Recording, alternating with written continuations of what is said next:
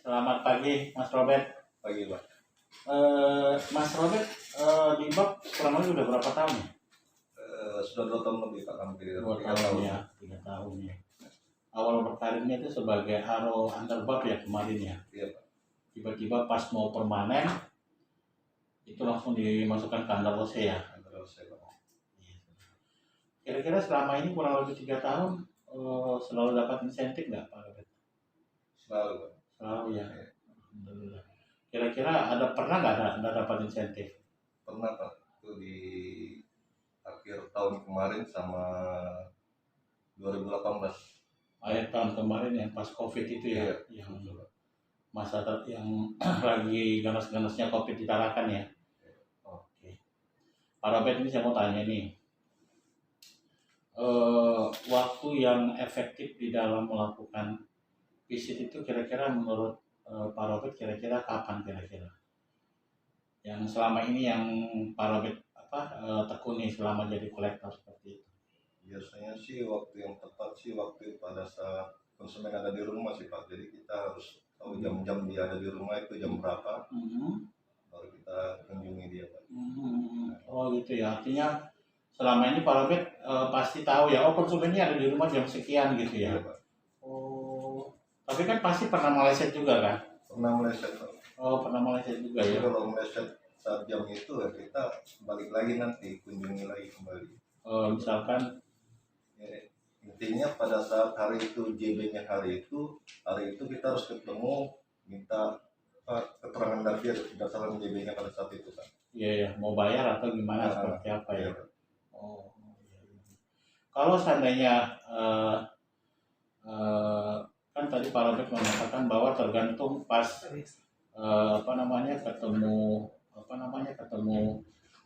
ketemu sama orangnya. Kira-kira waktu yang pas itu kapan kira-kira Pak?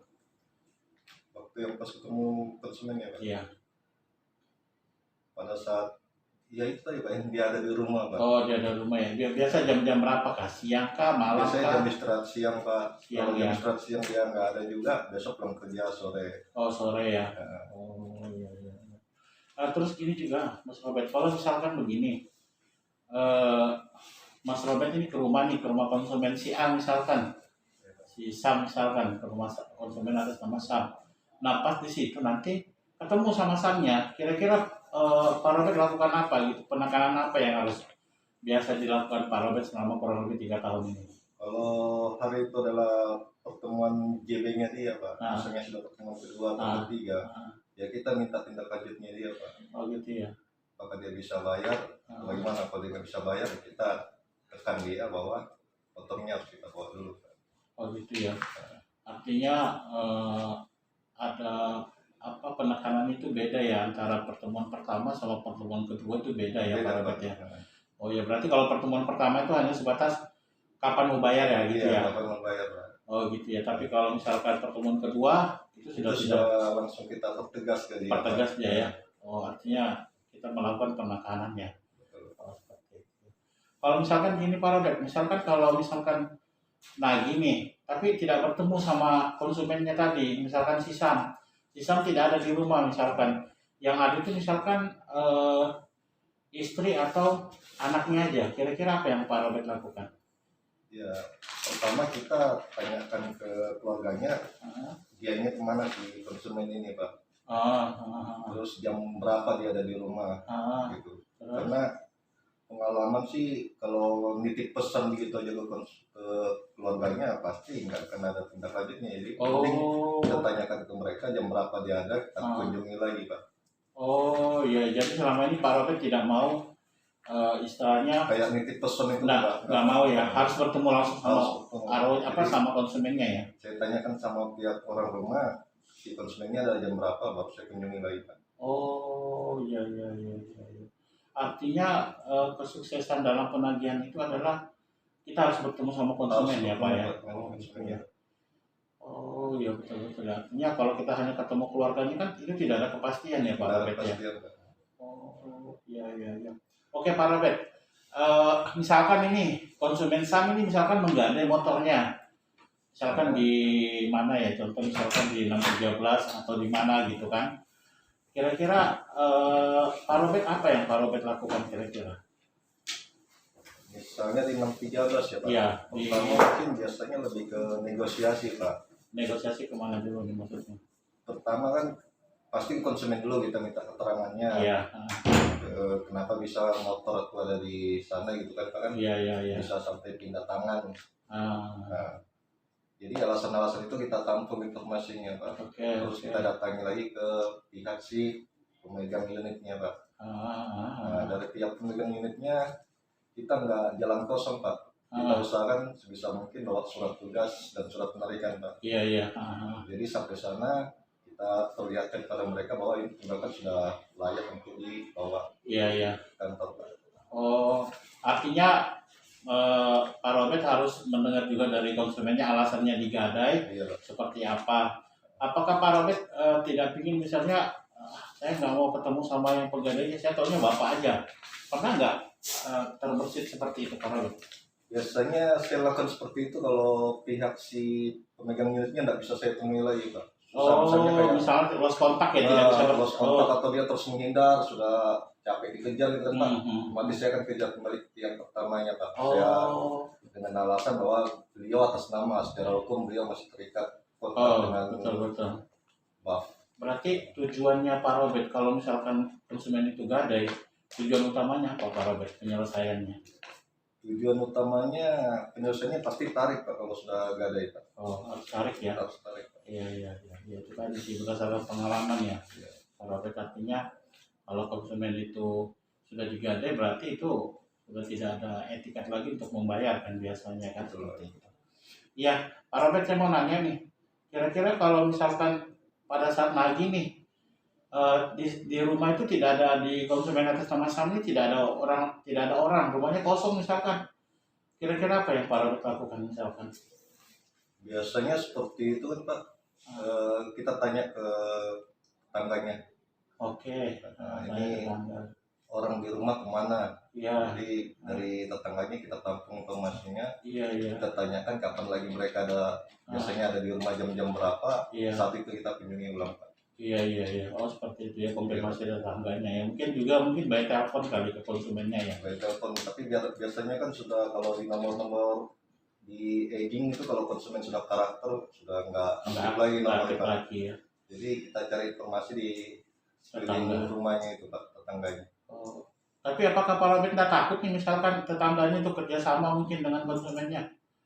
Ya kita jangan ambil informasi dari satu tetangganya itu Pak. Jadi kalau bisa kiri kanannya kita tanyai Pak. Oke. Itu yang saya lakukan Pak. Oke. Pak Robert, selama ini Pak Robert biasa Pak Robert itu melakukan kunjungan itu awal bulan kah, pertengahan bulan atau akhir bulan misalkan fokus kunjungannya? Kunjungan ya dari awal bulan Pak. Awal bulan ya. Kenapa harus di awal bulan Pak? Karena dari situ karena biasanya kan pengalaman kan Pak, pertemuan pertama itu kan konsumen nggak langsung bayar atau nggak langsung serahin. Jadi betul. Pertemuan pertama tuh seperti kita mengenal karakter mereka Pak. Jadi dari pertemuan pertama lalu lanjut ke pertemuan kedua, dari situ kita sudah tahu orang ini harus kita tindak lanjuti seperti apa. Kalau dia orangnya keras ya kita bicara secara hukum. Iya. Kalau dia lembut kita kasih pengertian, kesadaran bahwa ini tanggung jawabnya dia Pak. Jadi seperti itu Pak. Oke. Ini kan kita kan beberapa bulan terakhir kan ada namanya promise to pay atau PTP ya biasanya itu ya, atau janji bayar Pak Robert. Saya perhatikan Pak Robert itu jarang konsumennya yang VTP. Kenapa Pak Robert? Apakah memang konsumen itu janjinya tanggal sekian ya? Jadi kebanyakan teman-teman saya lihat ya yang berhubungan masalah VTP itu mereka masih beralasan sama kayak kemarin. Masih ada yang beralasan Pak itu 5 hari gitu Pak, nggak bisa lebih dari 5 hari. Padahal kita sudah sampaikan ya Pak Robert ya. Sampaikan bahwa teman-teman kalau konsumen tidak ada janji bayar jangan input janji bayar ya, betul ya Pak Robert ya, kita sudah pernah sampaikan ya. Tapi saya Pak Robert selama ini tidak ada yang tapi selalu termonitor ya konsumennya Pak Robert ya. Artinya Pak Robert punya konsumen itu benar-benar dia kalau dia janji sekian hari ini gitu ya Pak Robert ya. Iya Pak. Iya. Kira-kira target Pak Robert ke depannya seperti apa kira-kira? target ke depannya ya setiap bulan ya nggak jauh-jauh Pak, harus target juga Pak dapat insentif. Insentif ya. Insentif tertinggi berapa Pak Robert? Pernah yang dapat? Tertinggi yang pernah saya dapat 4.800.000 Pak. 4.800.000 ya, saya pikir luar biasa ya. Tapi rata-rata insentifnya berapa Pak Robert? Rata-ratanya di atas 2 juta Pak. Di atas 2 juta ya, lumayan. Luar biasa. Selama ini pegang spesialis, pegang bukan spesial, maksudnya biasa pegang bucket berapa Pak? OD3 Pak. OD3 ya, OD2 juga pernah ya? OD2 pernah. Oh, yang OD dapat 4 juta itu adalah yang OD gabungan itu ya, OD2 dan 3 itu ya? Itu kalau menurut Pak Robert gimana? Aro gabungan itu bagus atau tidak? Kalau dibilang bagus sih tergantung aronya sih Pak. Kalau dia tergantung aronya ya, nafsu ngejar insentif ya makin banyak cash harusnya bersyukur juga. Oh iya, artinya semakin besar cash semakin besar juga uang yang akan kita dapat ya. Iya luar biasa ya. Mudah-mudahan Pak Robert nanti ke depannya bisa, kalau misalkan ada promosi atau apa, kita ini kan, karena ya kalau saya lihat saya selaku apa head dan Panda juga bisa menilai teman-teman yang punya jiwa leader atau punya potensi pekerjaan yang bagus, siapa-siapa kan kita bisa lihat lah ya kan. Mungkin untuk pagi ini saya pikir cukup Pak Robert. Jadi saya harap bulan ini wajib dapat insentif ya, minimal saya pikir ya 2,5 juta itu saya pikir sudah luar biasa lah Pak Robert ya bulan ini. Closing kita mudah-mudahan bisa berjalan dengan baik dan lancar ya. Saya kira cukup Pak Robert.